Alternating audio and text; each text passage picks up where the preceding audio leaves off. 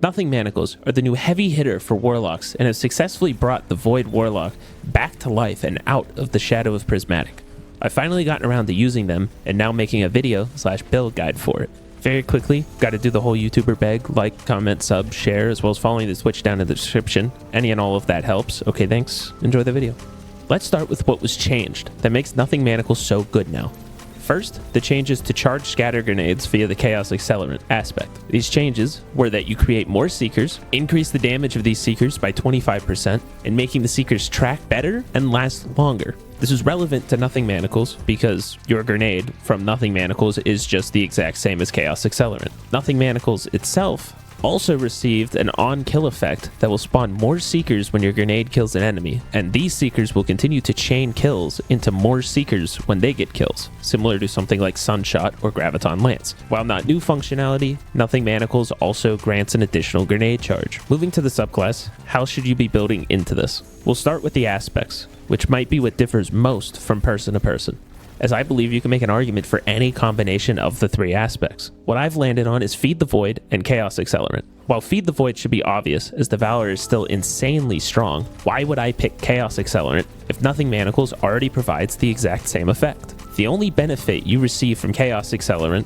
is a third grenade charge. That being said, when our grenades are doing so much damage and are clearing rooms with just one grenade, an extra grenade doesn't hurt, and in my opinion, outweighs the benefit that you are getting from Child of the Old Gods. Now, a Void Soul isn't bad. It can provide either extra grenade ability energy or some extra healing, depending on which rift you're running, but I think that extra grenade charge outweighs it. However, there could be an option for ditching Feed the Void this season in favor of the Void Soul, since you can get Devour very easily from the artifact, as well as through a potential Fragment selection. Though, in doing so, you give up the improved healing and grenade energy gains from having Feed the Void equipped. Despite all of that, I've decided to stick with Feed the Void and Chaos Accelerant. To quickly go over abilities, Scatter Grenade is obvious. You only have Pocket Singularity for your melee, but this has been buffed in the past year to not suck anymore, as well as having 2 charges, so it can be a useful tool to quickly get Devour off if your timer dies out without having any grenade charges. For Rift, I went with the recently buffed Empowering Rift,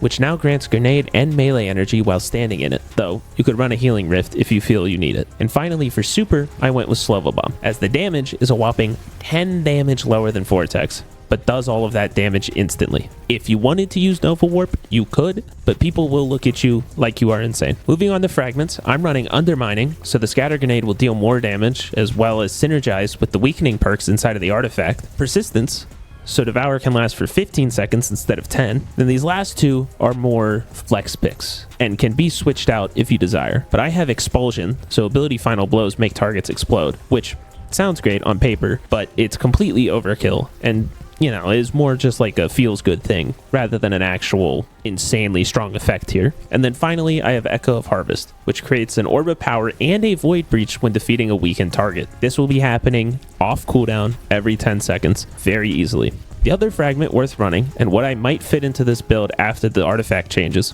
is Starvation, which will grant Devour on Orb or Void Breach pickup. This also means your Devour timer will reset if it's currently active and can be helpful to keep up Devour in between combat encounters. Next, for armor, we'll start with stats. Rather unsurprisingly, 200 grenades should be what you're looking to hit. Specifically, as we'll go over in mods in a minute, you should try to have 200 grenade naturally without the addition of font mods. After that, it's really up to you. I went with Super, as you'll be able to throw more Nova Bombs and they'll deal more damage. The ability to have more Nova Bombs is nice in case you ever get a point where your grenade is down and your Devour goes down. You can just Nova Bomb the enemy. The rest of the stats don't really matter too much. If you decided to run Child of the Old Gods, I would say invest in class. For armor mods, the important ones are Firepower on the gauntlets to generate orbs on grenade kill. I'm running 2. But if you can afford 3 and can take the stat hit, the cooldown will go from 5 seconds per orb to 1 second. Then, Ashes to Assets is an obvious free pick, as you will generate a lot of supers with a lot of grenades. Otherwise, I have some font mods filled in where I can, as well as a kinetic weapon surge, since I was using the Praxic Blade, but you can put whatever you want here. Finally, for armor set bonuses, I'm using the 2-piece Ferropotent and 2-piece Swordmaster set for survivability. Though, either the 2 or 4-piece set bonus from the dungeon armor would fit right in here if you're using the Praxic Blade, as you will get grenade energy on sword hits, but but I still haven't gone and done the dungeon, which is the first time since really ever that I haven't touched endgame stuff on launch, but it's not related. So Ferropotent and Sword Masters is what I went with. If you decided to not use a sword, then probably still Ferropotent, and maybe Smoke Jumper or Tech Sec if you have any from last season, but I don't on my Warlock. Finally, what weapons to use. As mentioned, I've been using the Praxic Blade since it can enable Amplified with the Hyper Blade Catalyst, which provides damage resistance and makes enemies less accurate, as well as the Praxic Blade synergizing with the current artifact and just overall being an incredibly strong exotic. Otherwise, if you don't want to use the Praxic Blade, you can really use whatever you want in this build, as you don't really need weapons to be successful. So either a strong exotic primary or potentially a good DPS exotic would make a lot of sense here. As we'll go over in a minute, boss fights can be where this build slows down a lot, and a DPS choice could be smart. To segue from that, the area this build struggled in the most was boss fights that do not give you a large number of adds. Since this build relies on large groups of enemies being cleared out and chaining from one to the next, as well as those large groups of enemies being cleared and chaining into your super energy to potentially Nova the boss, when you only get 1 or 2 adds every couple minutes, you're stuck. Your build, your whole engine just dies. Though, this build then goes and shines in boss fights that do spawn large waves of adds at a time. The only other downside to this build is that the Seekers will also damage you, and they hurt quite a lot,